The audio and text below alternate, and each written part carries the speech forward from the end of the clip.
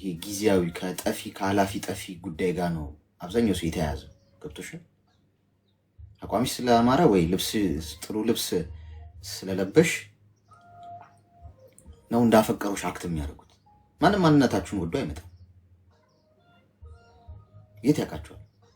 ገብቷችኋል? ምክንያቱም አሁን እውነቷን ነው ውሸቷን ነው እሱ አይደለም ፖይንቱ። እኔ ምን ለምነግራችሁ ከላይ ታይታ ነው በቃ ሁሉም ነገር እስካማረብሽ ብቻ ነው ሰዎች ሊያደንቁሽና ወይም የኔ እናት አፍቅርሽ ወይኔ ምናምን የሚልሽ። የታውቆሽ አንቺ ልብሽን ይታውቋል፣ ስራሽን ይታውቋል፣ ኑሮሽን ይታውቋል። እና የተፈቀራችሁ ይመስላችኋል ብዙዎቻችሁ። ገብቷችኋል? መልክ አላፊ ጠፊ ነው የኔ እናት። በግሌ በህይወቴ ውስጥ መልክ ወይም ቁንጅና ምንም ሊስቴ ውስጥ የለም ጭራሽ። የመጀመሪያም የመጨረሻውም ሊስት ውስጥ አሁን ነው የምልሽ። ግን አሁን ቲኔጀር ምናምን ሆነን እንደው ሀያዎች ውስጥ ምናምን ከዛ በታችም ቁንጅና ነው የምናሳደው አይደል?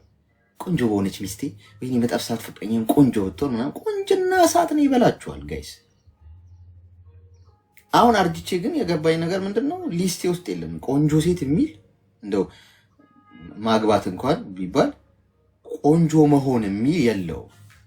ቆንጆ ብትሆን ባትሆን ጉዳይ አይደለም፣ ልቧ ብቻ ነው ዋናው ፖይንት። ለምን መሰለሽ? ቆንጆ ሰው አግብተሽ ወንድም ይሁን ሴት ልብሽን ሲያቆስለው ቢኖር ቁንጅናው ይጠፋብሻል እየኖርሽ ኑሮ ውስጥ። ያኔ መተማረክሽለት ወይኔ ውበቱ ምናምን ያልሽው ወንድም ብትሆን ወይኔ ውበቷ ታድይ ምናምን ያላችሁለት ውበት ይጠፋባችኋል። ባህሪ ከሌለው፣ ስነ ስርዓት ከሌለው፣ ትህትና ከሌለው። ገብቶሻል?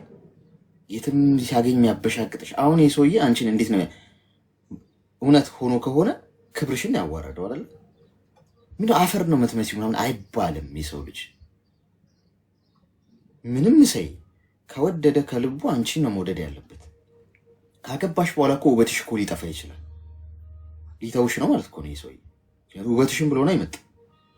ካገባሽ በኋላ በሆነ ምክንያት ወይ ስትወልጂ ወይ ውበትሽ ሊቀንስ ምክንያት ውበት እንደዛ ሆኖ አይቀጥልም። ሁሉም ሰው እንዳማረበት ቆንጆ እንደሆነ አይኖርም። ጊዜን ሲተካ እድሜ ሲሄድ ይሄ ማራኪ የሚባለው ነገር እየጠፋ ይመጣል። የሁላችን ሰው ያኔ ይሸሿቸዋል ማለት ነው እንደዚህ አይነት ሰዎች። እናንተም ብለው ስላልሆነ የመጡት በዚያ አትጠመጂ ነው የኔ ሐሳብ። ከዚህ በኋላ ሴት ስለሆንሽ አንቺ አሁን ታይተሽ ትወደጃለሽ፣ ሴት ልጅ ነሽ። ወደድኩሽ ምናምን ብሎ በጭንቅላት ልተከል ሲል አትመኝ፣ ውሸት ነው። ተግባባን? አሌክስ እኔ አሳጠርኩት እንጂ ረጅም ነበረ ታሪኩ ማለት ነው። እኔ ላሳጥር ደብዬ ጊዜ ውሸት ነው ለምትሉ ደግሞ ውሸት እኔ ለእንዴት ፈጥሬ ውሸት አወራለሁ? ችግር የለውም የኔ ናት። ውሸት ቢሆን እውነት በቃ ዋናው ፖይንት ከዚህ የምንማረው ነገር ካለ እንወስዳለን። ችግር የለም። እሺ። ሁለተኛ ደግሞ ብዙ ጊዜ እንትን ፍቅረኛ እንትን እላለሁ አይወጣልኝም። ስልክ አፈቅራለሁ ይሄዳሉ በብር በጥቅማ ጥቅም በቃ የሆነ ነገር አድርጊልኝና አገባሻለሁ በሚል ማለት ነው። አፈቅርና አንድ አመት ወይም አንድ አመት ከመንፈቅ ካወራን በኋላ ብር ይፈልጋሉ። በባጃጅ ግዢልኝ የሆነ ነገር አድርጊልኝ ምናምን ሲሉ እኔ ደግሞ ብር እንዳሉኝ ማለት ነው ፍቅሩ እንደ ጂኒ ሮጦ ነው የሚወጣው። ብር የብር ስም ካነሱ ስለ ብር ካወሩ በቃ ያን ያለ አይደል ይሄ ሰውዬ ለብር ነበረ የሚፈልገኝ ብዬ ማለት ነው። ያ ሰው የምወደውን ሰው ማለት ነው በቃ አለ አይደል በጣም ነው የምጠላው እንደ ጠላት ማለት ነው። ብር ስለጠየቀኝ ብቻ እንደዚህ በብዛት ብዙ ወንዶች አወራ ነበረ። ወደ 22 ወንድ አወራ ነበረ ልጅ ገና 10 ምናምን እያለ ማለት ነው። 20 ምናምን ወንድ እያወራ ማለት ነው። አንዱ ይደውላል፣ አንዱ በቃ አላ በፌስቡክ በተለያየ ነገር ይመጣሉ። 20 ምናምን ወንድ ሳወራ አሁን ደግሞ 22 ዓመት ሲሞላ ወንዶቹን እየቀነስኩ ነው። ፊት ማለት 22 ወንድ ሳወራ አንዱ ባጃጅ ይላል፣ አንዱ ልብስ ግዢልኝ አመት ባል ይላል፣ አንዱ ነገር ይላል። እንዴ እነዚህ በብር ነው እንዴ እኔ የሚቀርቡኝ ምናምን ብዬ ራሴን እያሰቡ ማለት ነው። አሁን ላይ ረጋ ማለት ጀመርኩኝ። ስለ ብር ብቻ በቃ ያፈቀርኳቸው ወንዶች ራሱ ምን አለሽ ቤት አለሽ ቤት ካለሽ እኔ ላሳጥርልሽ በስሜ ላርገው አንተ ከኔ ጋር ለፍታል እንዴ በስሜ። አንዱ ደግሞ እንደዚህ አለኝና ባጃጅ ግዢልኝና ኒካ ልሰርልሽ አለኝ። እንደዚህ ሲለኝ እኔ ደግሞ ባጃጁ ሬሳ ይጫንበት እኔ ለአንተ ባጃጅ ልገዛልህ ምናምን ስለ ብሎክ አደረገኝ አየር ላይ እንደዚህ እያልኩት ማለት ነው። ከዛ በቃ የቀረብኳቸው ወንዶች በሙሉ ከጥቅማ ጥቅም እንጂ ለትክክለኛ ፍቅር የለ።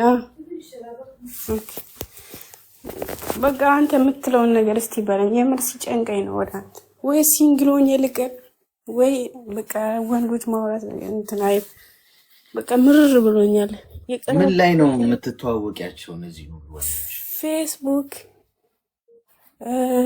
ቲክቶክ፣ እነዚህ ቴሌግራም ምናምን በተለያየ እንጂ እኔ በአካል አላውቃቸውም እኮ እነሱ የሚያውቁኝ አንዳንዱ በፊልተር አይተውኝ ወደድንሽ አበባ ነው የምትመስዪው በውስጥ አፈር ነው የምትመስዪው ይሉኛል። እሺ ሚውት አድርጊ እስኪ። ትንሽ ለየት ያለ ነው። አፈር ነው የምትመስዪው ለሚለው ነገር አዎ አፈር ነን እኮ ምንም ልዩነት ምንም እኮ አፈር አይደል ከአፈር ነው የተሰራ ነው። ሰዎች አፈር ነህ ምናምን ሲሉ እንደውም በሉኝ እስኪ እኔ በጣም ደስ የሚለኝ ማንነቴ ነው ዝርዬ ነው። እንዴት አፈር አልመስልም እንዴ? ሰው የተሰራበትን ሊመስል ግድ እኮ ነው። እና ምን ልመስል ነው ታዲያ? ድንጋይ አልመስል መቼም ከድንጋይ አልተፈጠርኩም። ከአፈር ነው የሰራኝ አይደል? ሰው አፈር ልመስል ግድ ነው። አፈርንና ወደ አፈር ትመለሳለህ ነው። ስሞትም አፈር ነው መሆነው። ኤኒዌይስ ስለደጋገምሻት ነው እና ስድብ አይደል? እሺ እንደዛ ስላሉሽ ወይ እየሰደቡሽ ምናምን ከመሰለሽ ነን እኮ ምን አዲስ ነገር? እሱም እኮ አፈር ነው። ትንሽ ከሞትም በኋላ ከአንድ ሳምንት ምናምን በኋላ እኮ በቃ ሁላችንም ወደ አፈርነት ምናምን ነው መቀየር የምንጀምረው። ብርቅ አይደለም።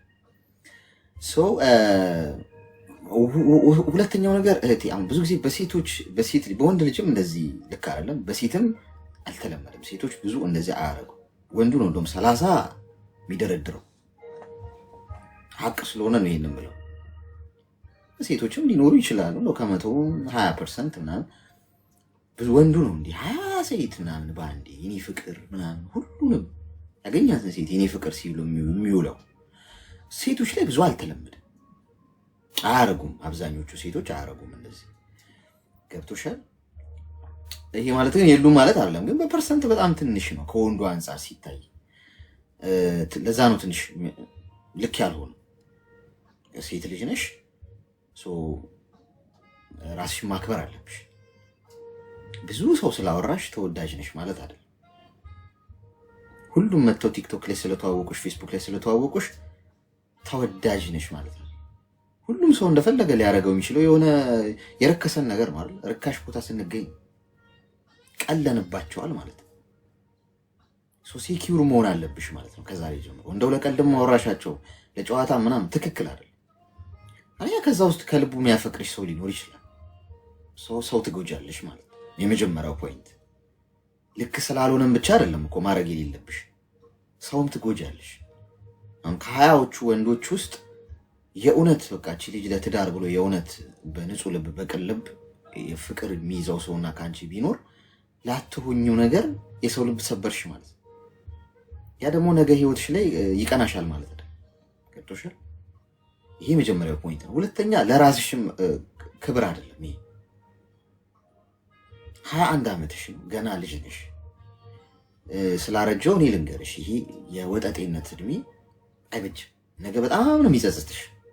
እመኝ፣ ትርጉም የለው።